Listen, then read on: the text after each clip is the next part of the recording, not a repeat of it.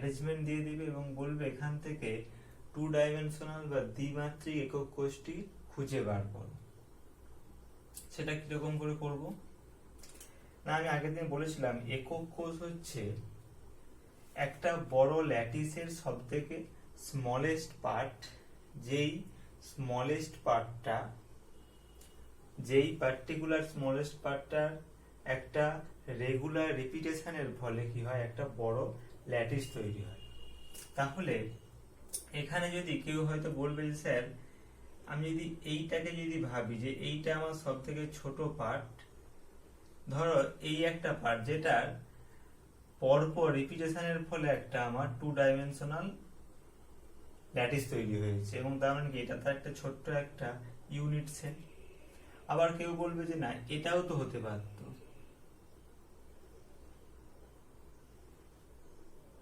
এটাও তো হতে পারত, অর্থাৎ এইটা পরপর এইভাবে যুক্ত হয়ে হয়ে একটা আমার ল্যাটিস তৈরি করেছে। তার মানে কেউ বলবে এটাও একটা ইউনিট সেল, আবার কেউ বলবে এটাও একটা ইউনিট সেল, আবার কেউ হয়তো বলল যে এটাও তো হতে পারে।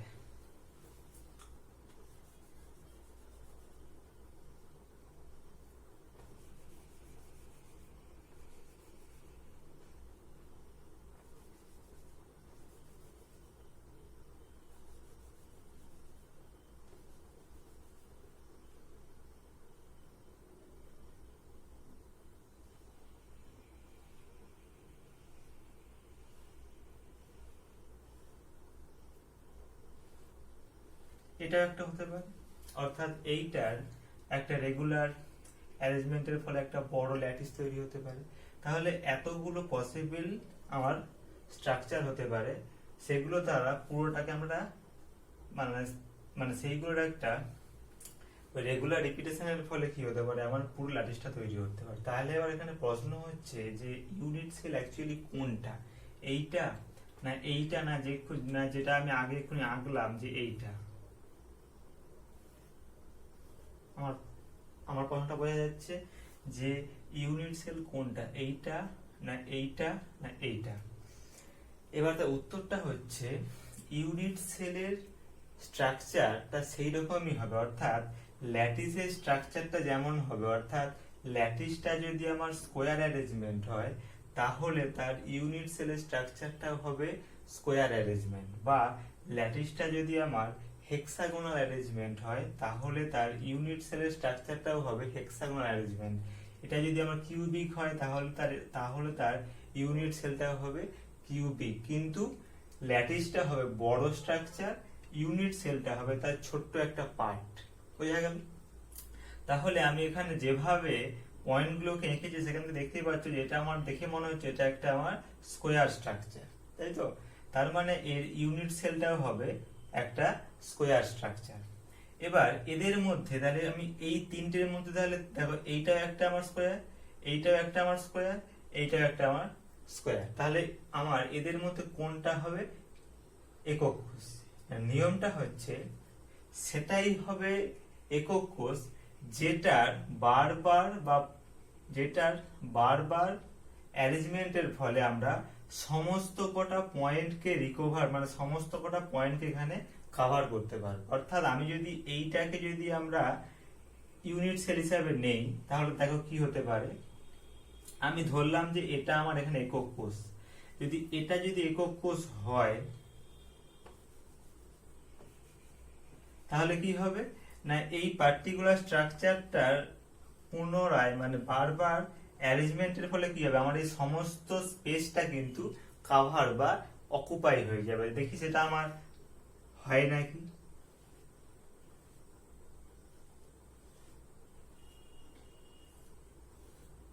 এই দেখো তুমি কোনোভাবে কিন্তু এইটাকে বা এই পয়েন্টটাকে মানে আমি এইখানে করছি আবার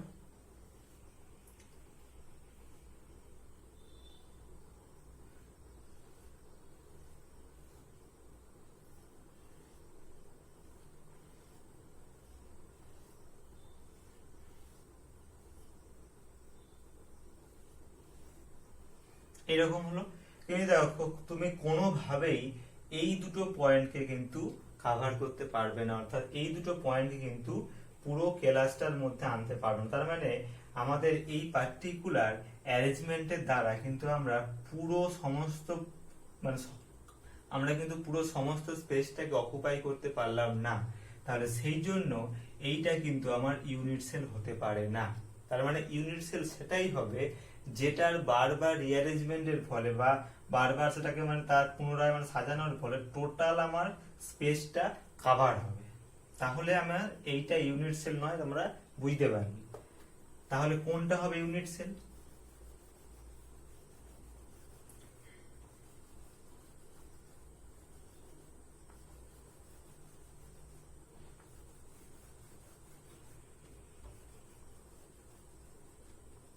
তাহলে আমরা যদি এইটা ধরতাম, যেটা আগে এক্ষুনি বলেছিলাম, এইটা যদি ইউনিট সেল হতো,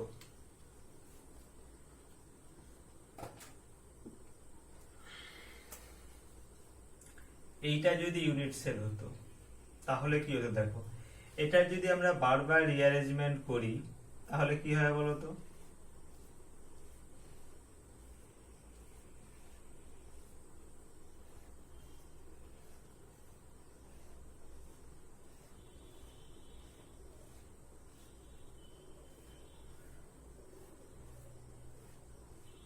দেখো এর সাহায্যে আমরা কিন্তু সমস্ত পয়েন্টগুলোকে মানে সমস্ত স্পেসটাকে কিন্তু কভার করতে পারলাম, যার ফলে এইটা কিন্তু একটা ইউনিট সেল।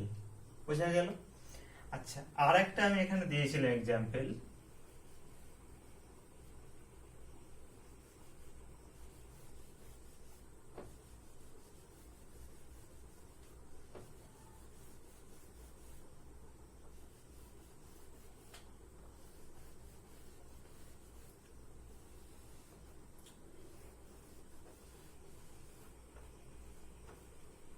অর্থাৎ আমি আর একটা এঁকেছিলাম স্ট্রাকচার, যে এইটাও তো আমার হতে পারতো একটা একক কোষ।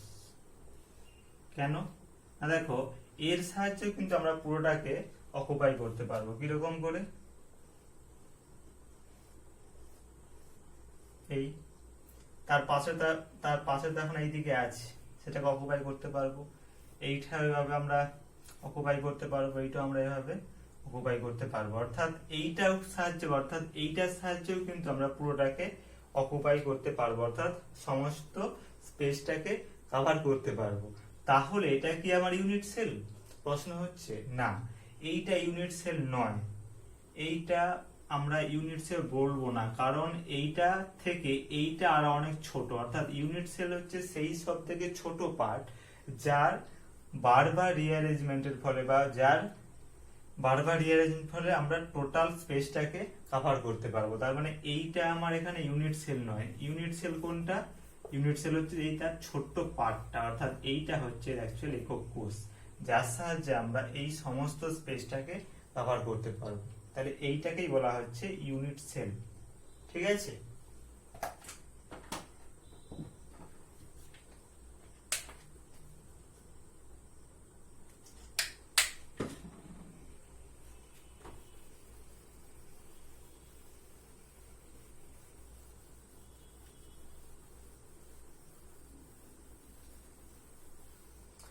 এবার তোমাদের জন্য একটা টাস্ক থাকলো, কোশ্চেন, এটা তোমরা বাড়িতে ট্রাই করবে।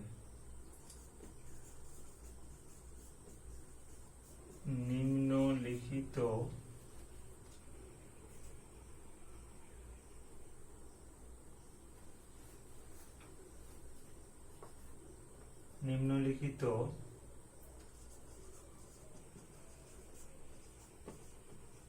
পরমাণুগুলি দ্বারা গঠিত ল্যাটিসের অবশ্যই দ্বিমাত্রিক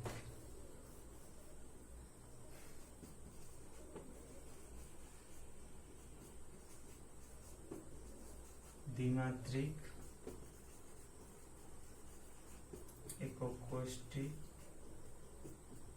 নির্ণয় করো। কিরকম অ্যারেঞ্জমেন্টটা?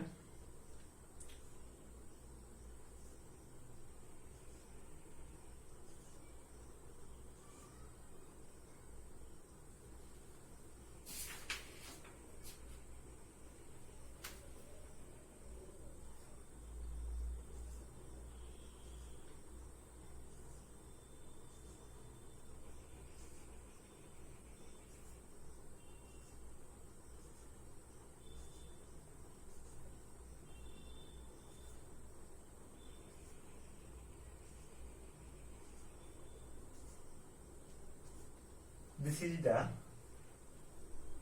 the arrangement of the atom এবং তোমাকে এই পার্টিকুলার অ্যারেঞ্জমেন্ট থেকে বার করতে হবে যে এখানে অ্যাকচুয়ালি দ্বিমাত্রিক একক কোষটি কোনটা। কি বললাম বোঝা গেল? এটা তোমরা বাড়িতে চেষ্টা করবে।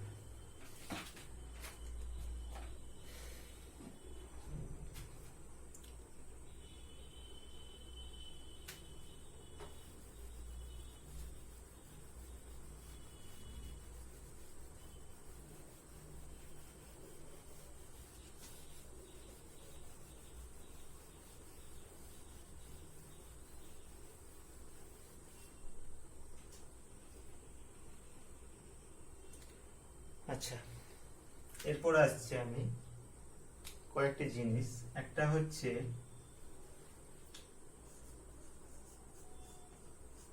Lattice parameter. প্যারামিটার বলতে যে আমরা সেই পার্টিকুলার ল্যাটিসকে কিসের কিসের সাহায্যে ডিনোট করতে পারবো। আর ধরছি ইন্টারঅ্যাক্সিয়াল অ্যাঙ্গেল। এটা কি অলরেডি আমি আগের ক্লাসে ডিসকাস করেছি। এবং আরেকটা হচ্ছে তাদের এজ, বাহু। ফার্স্ট হচ্ছে, আচ্ছা এগুলো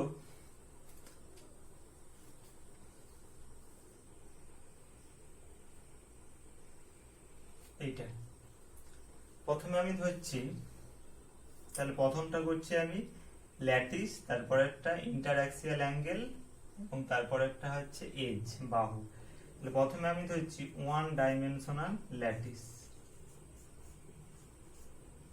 আমি আগের দিন কি আমি এটা অলরেডি বলেছিলাম ওয়ান ডাইমেনশনাল ল্যাটিস গুলো কেমন হয়। তাহলে এখানে যেহেতু আমার একটাই অ্যাক্সিস রয়েছে, সেটা আমার হতে পারে এক্স, হতে পারে ওয়াই, হতে পারে জেড, সেই জন্য এক্ষেত্রে আমার কোনো অ্যাঙ্গেল হবে না। কারণ যেহেতু কোনো একটা কোণ হতে গেলে আমার যে কোনো মিনিমাম দুটো অ্যাক্সিস লাগবে, তাহলে সেই জন্য এখানে কোনো ইন্টারঅ্যাক্সিয়াল অ্যাঙ্গেল হবে না। এজ কত হবে? এখানে একটাই হবে, আমি সেটাকে ধরছি এ, ছোট হাতের এজ মানে বাহু। তারপরে ধরছি 2D ল্যাটিস মানে দ্বিমাত্রিক ল্যাটিস। তার ক্ষেত্রে কি হতে পারে আমার? তার ক্ষেত্রে আমার ইন্টারঅ্যাক্সিয়াল অ্যাঙ্গেল মানে দুটো অ্যাক্সিসের মধ্যবর্তী কোণ, সেটাকে এখানে প্রকাশ করা হয় বাই গামা দ্বারা। এবং এদের যে বাহু, তাকে আমরা প্রকাশ করি, একটাকে যদি এ বলি ছোট হাতের, অপরটাকে বলা হবে, নোট করা হবে বাই ছোট হাতের বি। আরেকটা হচ্ছে 3 ডাইমেনশনাল ল্যাটিস। এর ক্ষেত্রে তাহলে যেহেতু তিনটে অ্যাক্সিস এক্স ওয়াই জেড, তাহলে এখানে ইন্টারঅ্যাক্সিয়াল অ্যাঙ্গেল হবে তিনটে, আলফা, বিটা এবং গামা। এবং তাহলে এদের ক্ষেত্রে বাহুও হবে তিনটে, এ, বি এবং সি। ঠিক আছে? তাহলে এই ওয়ান ডাইমেনশনাল ল্যাটিসের ক্ষেত্রে কোনো রকম ইন্টারঅ্যাক্সিয়াল অ্যাঙ্গেল থাকে না। এবং এর ক্ষেত্রে যেহেতু একটাই অ্যাক্সিস, তাহলে এর ক্ষেত্রে একটাই বাহুর দৈর্ঘ্য হবে, যেটা আমি ধরছি এ। 2D ল্যাটিসের ক্ষেত্রে কি হচ্ছে না, যেহেতু এখানে যে কোনো দুটো অ্যাক্সিস, ফলে এখানে ইন্টারঅ্যাক্সিয়াল অ্যাঙ্গেল হবে যে কোনো একটা, এবং তাকে আমরা প্রকাশ করি বাই গামা। এবং এদের ক্ষেত্রে আমাদের বাহুটাকে আমি ধরছি, যেহেতু এখানে দুটো অ্যাক্সিস, তাই জন্য একটা যদি এ হয়, অপরটা হবে বি। আর একটা হচ্ছে 3 ডাইমেনশনাল ল্যাটিস, যেখানে ইন্টারঅ্যাক্সিয়াল অ্যাঙ্গেলটা হবে তিনটে, যেহেতু এখানে আমার তিনটে অ্যাক্সিস হচ্ছে আলফা, বিটা, গামা, এবং এদের ক্ষেত্রে আমরা এইচ হচ্ছে তিনটে হবে এ, বি, সি। ঠিক আছে? আচ্ছা, এরপরে আসি যে একক কোষ, 2 ডাইমেনশনাল একক কোষ, 2D একক কোষ কত প্রকারের হতে পারে। ঠিক আছে?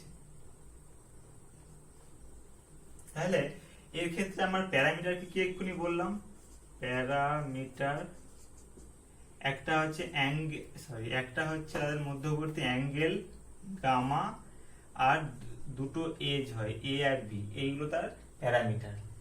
তাহলে এই গামা এবং এ বি এগুলোর ভ্যারিয়েশনের উপর ডিপেন্ড করে কত প্রকারের টু ডাইমেনশনাল একক কোষ গঠন হতে পারে। দেখো আমি কিরকম করছি।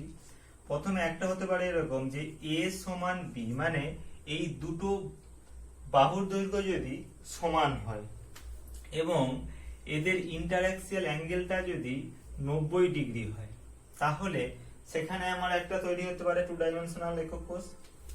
আর কি হতে পারে, ধরো এ সমান বি হলো এবং গামাটা হলো ধরো লেস দেন 90 ডিগ্রি, মানে 90 ডিগ্রি থেকে কম, তাহলে সেক্ষেত্রে আমার তৈরি হতে পারে এক ধরনের একক কোষ। আর কি হতে পারে, ধরো এ সমান বি এবং গামাটা ধরো সমান 120 ডিগ্রি, মানে বলতে পারো গ্রেটার দেন 90 ডিগ্রি, তাহলে আমার সেক্ষেত্রে তৈরি হতে পারে আরেক ধরনের আমার একক কোষ। আর একটা ধরো এ নট ইকুয়ালস টু বি, মানে দুটো বাহু দৈর্ঘ্যটা কিন্তু সমান নয়, এবং ধরো সেক্ষেত্রে গামা সমান হতে পারে 90 ডিগ্রি। আর একটা কি হতে পারে, A not equals to B এবং গামা লেস দেন 90 ডিগ্রি, অর্থাৎ এই টোটাল 5 পসিবল, মানে 5 possible types of two dimensional unit cell, অর্থাৎ এই 5 ধরনের একক কোষ সম্ভব কার ক্ষেত্রে, টু ডাইমেনশনাল বা দ্বিমাত্রিক দেশে। কি বললাম, বোঝা গেল?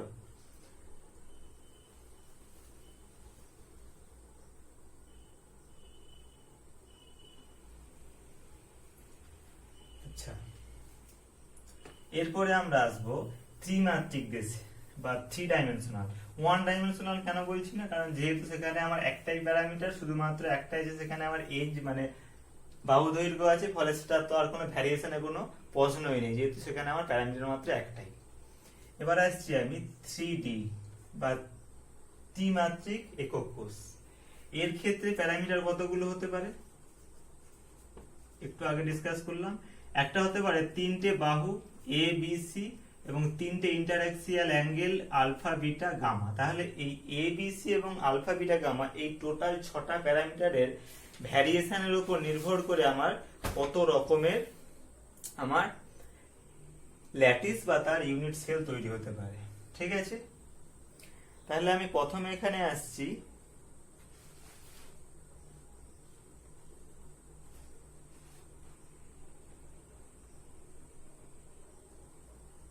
প্রথমে এখানে লিখছি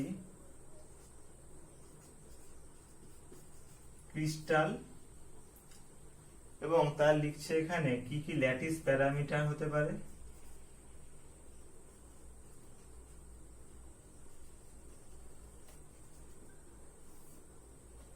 আর হচ্ছে আচ্ছা এইগুলোই। তাহলে প্রথমে আমি 1 নাম্বার ধরছি, যদি এই রকম হয় যে ধরো